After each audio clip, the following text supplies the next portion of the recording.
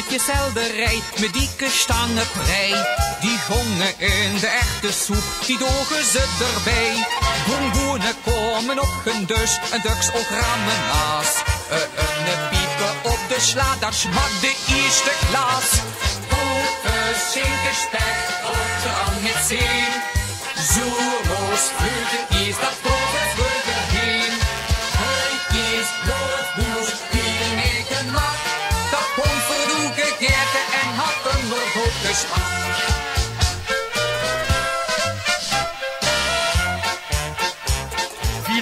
De oogstuks karnemelk en spap heemagen dus. Het Friedrichshof, het Insperwijk, grootste stukje vis. Maar het lekkerste dat vond ik douche, wat brood met schinkenspek. Of een zelf eigen mak, die smakte dan de trek. Boter, schinkenspek, boterham met zin. Zoermoos, vleuten is dat grote vleuten heen.